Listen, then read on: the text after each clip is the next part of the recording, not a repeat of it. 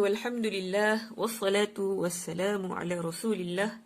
رب اشرح لي صدري ويسر لي أمري واحلل عقدة من لساني يفقه قولي. سبحانك لا علم لنا إلا ما علمتنا إنك أنت العليم الحكيم. إن الحمد لله نحمده ونستعينه ونستغفره ونعوذ بالله من شرور أنفسنا ومن سيئات أعمالنا.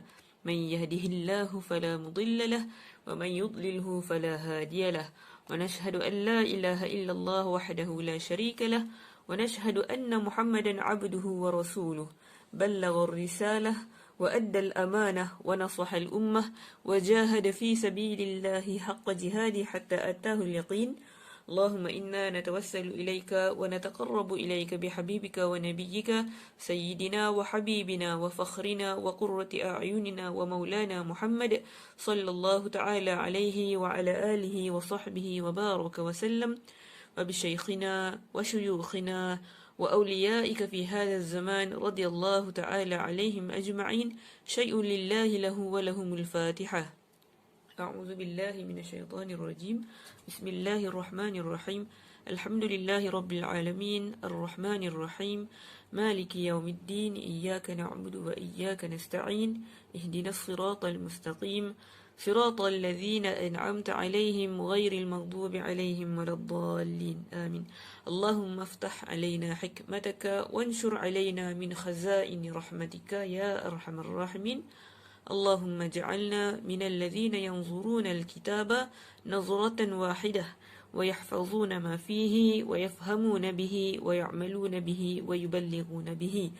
Ya Allah, ya Tuhan kami, jadikanlah kami di kalangan orang yang melihat kitab dengan sekali pandang, lalu dengannya kami dapat menghafaznya, memahaminya, beramal, yakni praktiskannya dan menyampaikannya. Amin ya Rabbal Alamin. Alhamdulillah, bertemu anda sekali lagi dalam video yang ketiga. Tajuk kita adalah 3 alat utama di dalam mempelajari bahasa Arab. Apa dia 3 alat utama? 3 alat utama di dalam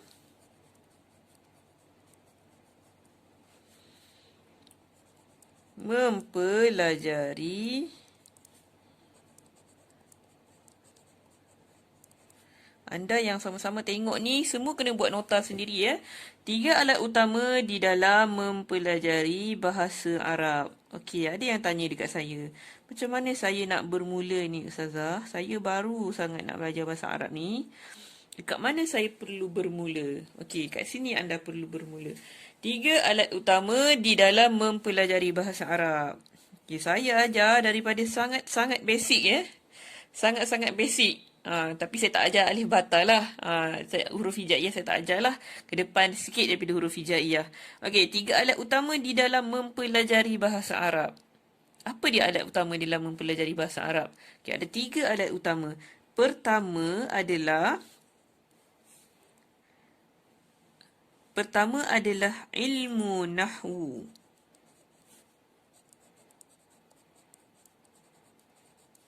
Okey, ilmu nahwu.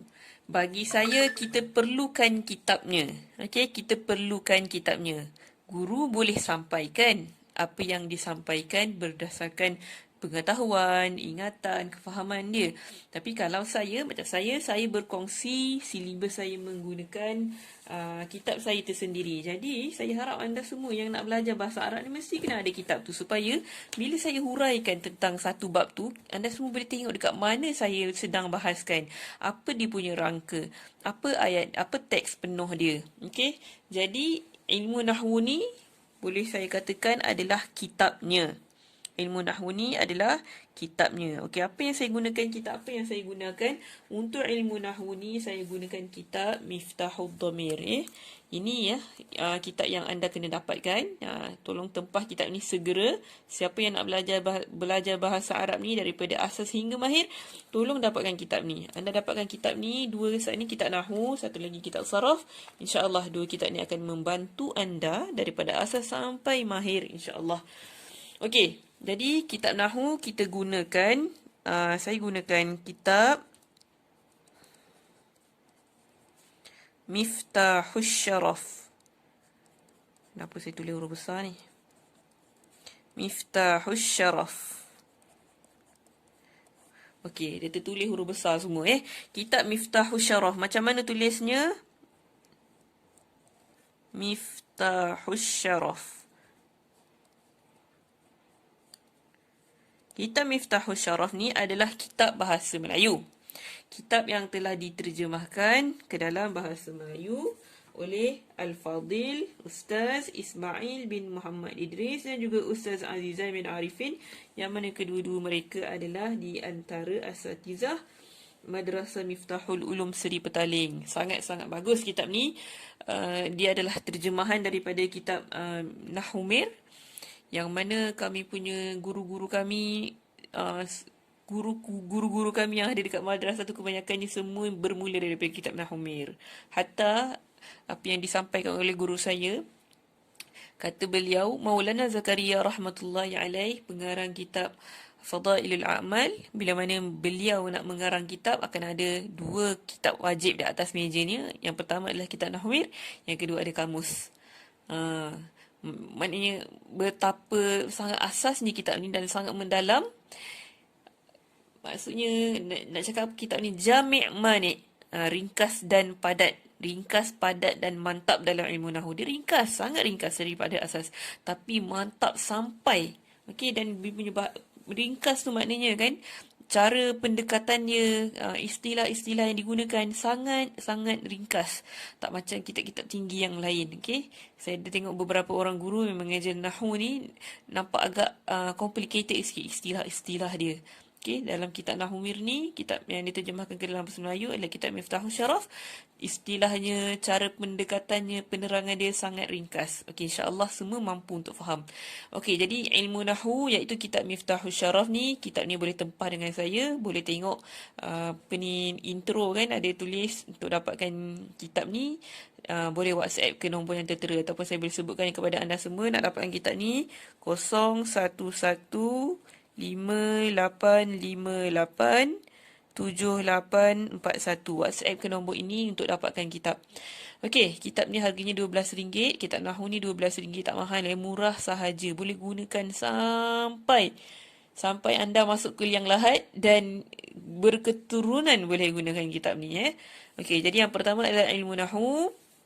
Yang kitab yang saya gunakan adalah kitab Miftahus Syaraf, kitab berbahasa Melayu tapi tulisan Jawi Yang kedua adalah ilmu Saraf. Ilmu Saraf yang saya maksudkan adalah kitabnya juga, iaitu saya menggunakan kitab. Okey, saya minta maaf sikit, ada ralat sikit kat sini. Sedikit ralat. Kitab Nahwu ni bukan Miftahus Syaraf, terbalik. Kitab Nahwu ni adalah Miftahud Dhamir.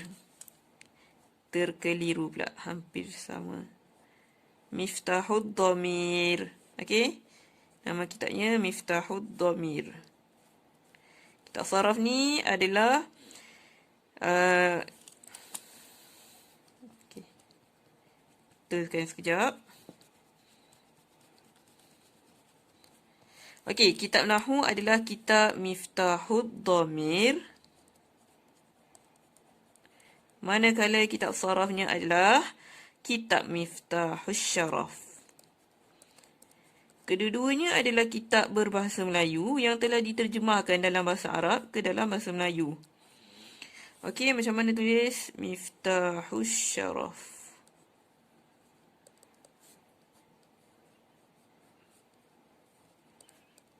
Nama kitab bahasa Arab namanya bahasa Arab tapi isi kandungannya berbahasa Melayu. InsyaAllah sangat ringkas dan mantap.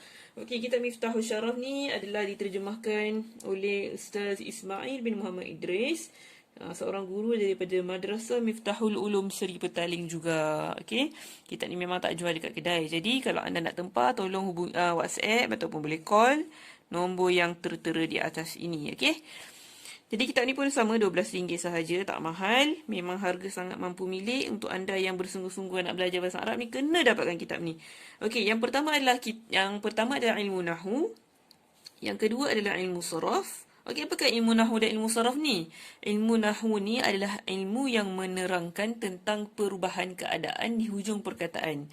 Okey, keistimewaan bahasa Arab ni ada dua perkara, ya. Keistimewaan bahasa Arab daripada bahasa-bahasa yang lain ada dua perkara. Pertama, bahasa Arab ni akan berubah keadaan akhir perkataan. Contoh, kadang-kadang kita jumpa satu tempat disebutkan al-muslimuna. Okey, pada tempat yang lain disebutkan al-muslimina. Macam mana boleh jadi muslimuna? Macam mana boleh berubah menjadi muslimina?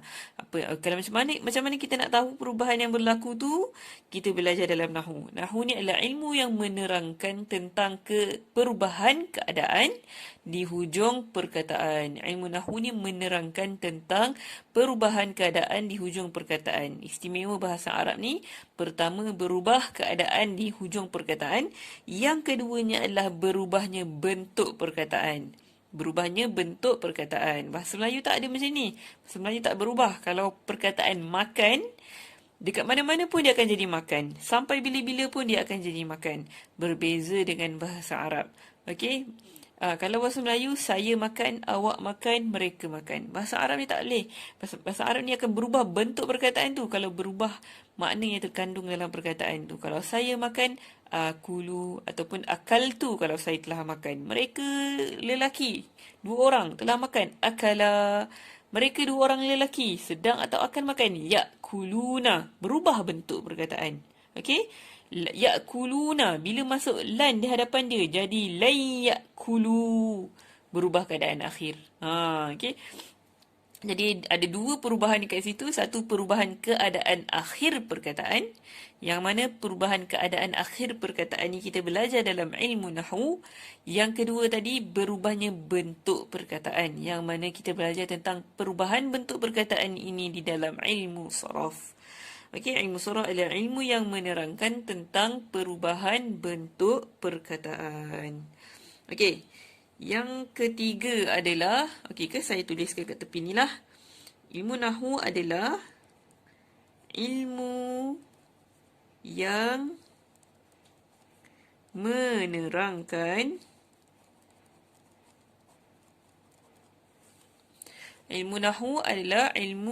menerangkan tentang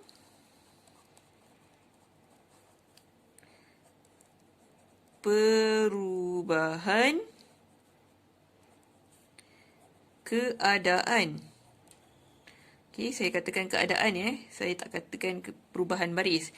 Kerana ada setengah perkataan bukan berubah dengan baris, tetapi berubah dengan huruf. Okey, berubah dengan huruf. Huruf yang akhir tu berubah. Perubahan keadaan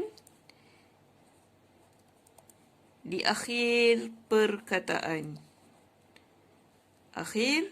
Di akhir perkataan. Okey? Ilmu nahwu adalah ilmu yang menerangkan tentang perubahan keadaan di akhir perkataan ataupun di hujung perkataan. Ilmu saraf pula adalah ilmu yang menerangkan tentang perubahan bentuk perkataan.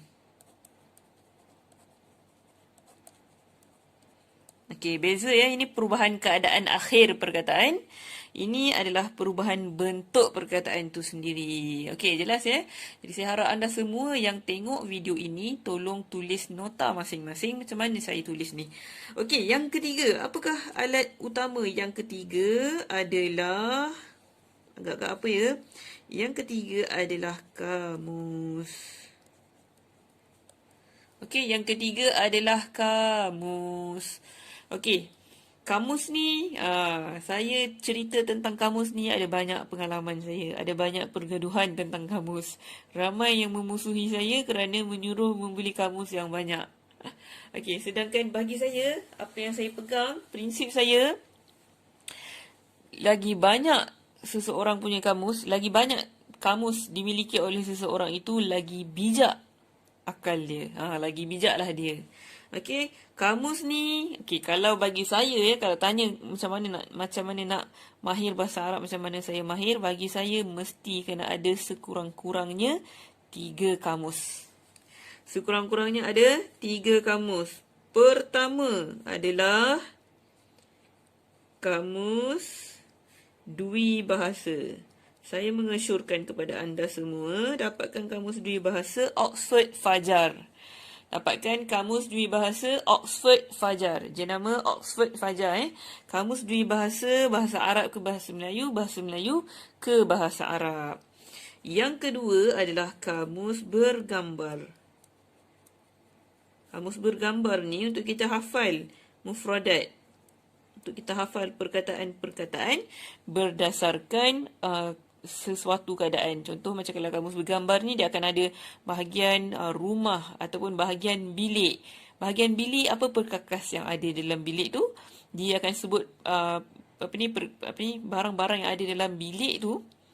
Jadi kita boleh hafal perkataan mengikut turutan. Okey, kita boleh hafal perkataan bahasa Arab mengikut turutan susunan bilik. Dalam bilik ada barang-barang apa, je kita hafal kat situ. Kemudian dalam dapur ada barang-barang apa, dalam kelas ada barang-barang apa, dekat pasar ada barang-barang apa, dekat zoo ada haiwan-haiwan apa.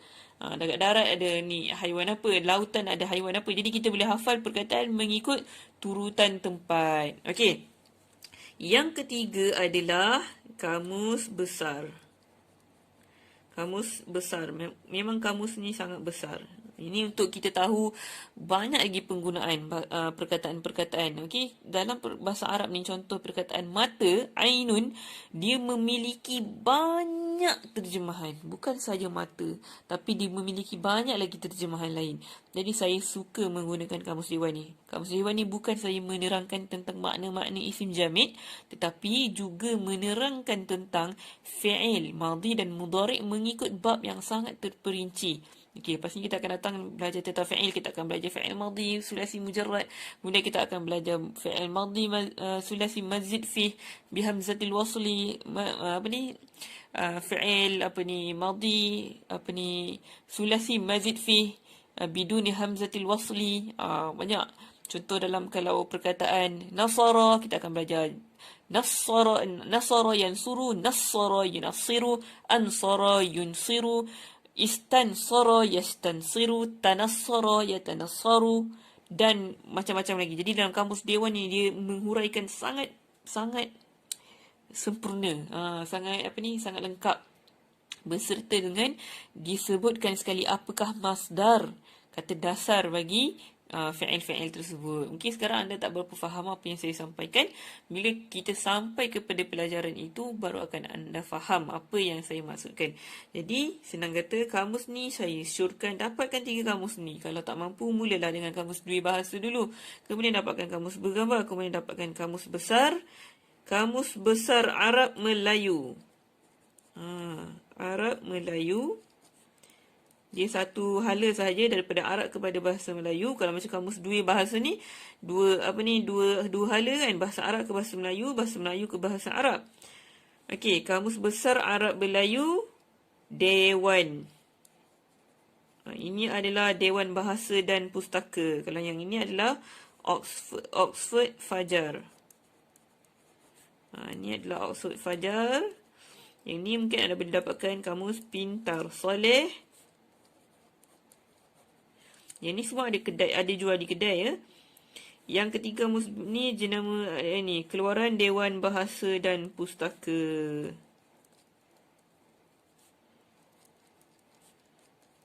Okey, perlahan-lahan kumpulkan ketiga-tiga kamus ni kalau betul-betul nak berjaya dalam bahasa Arab. Okey, kita simpulkan lagi sekali 3 alat utama di dalam mempelajari bahasa Arab. 3 alat saya katakan 3 alat. Yang pertama, alat ni maknanya sesuatu yang berfizikal lah, sesuatu yang ada jisim dia. Okey, ada objeknya. tu alat yang saya maksudkan. Yang pertama adalah ilmu nahwu, yang mana saya maksudkan adalah kitabnya, iaitu kitab Miftahul Dhamir. Saya akan mengajar, merujuk atau menggunakan silibus kitab Miftahul Dhamir. Apakah ilmu nahwu ni? Ilmu nahwu adalah ilmu yang menerangkan tentang perubahan keadaan di akhir perkataan. Okey, yang pertama adalah kitab nahwu, yang kedua adalah kitab saraf, yang mana saraf ni adalah ilmu yang menerangkan tentang perubahan bentuk perkataan.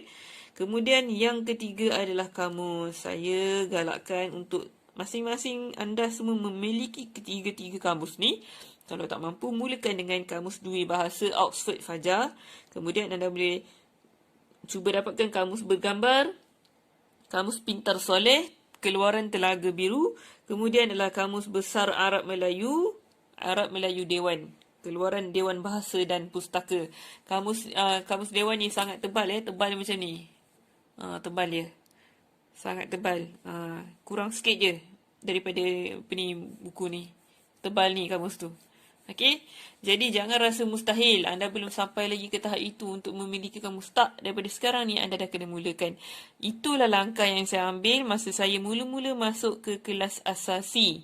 Kelas asasi ni memang kita belajar ainun mata, uzunun telinga, famun mulut. Masa tu dah saya dah ada kamus besar Arab Melayu, saya dah ada kamus Dewan, dan saya ada kamus Al-Munawwir, dan saya juga ada kamus Oxford Fajar. Masa ni saya tak ada kamus Pintar Soleh. Jadi masa yang mula-mula nak merangkak tu kita dah standby dengan peralatan. 80% kejayaan adalah persediaan. Jadi kalau anda yang mampu untuk dapatkan ketiga-tiga kamus ni, terus beli kat kedai. Okey, terus beli kat kedai. Yang mana yang kurang berkemampuan boleh miliki dulu, boleh dapatkan dulu kamus Dui Bahasa Oxford Fajar. Okey, sekian sahaja perkongsian saya dalam mukadimah bahagian yang ketiga bertajuk 3 alat utama di dalam mempelajari bahasa Arab. Bertemu anda semua dalam pelajaran yang pertama. Wallahu a'lam.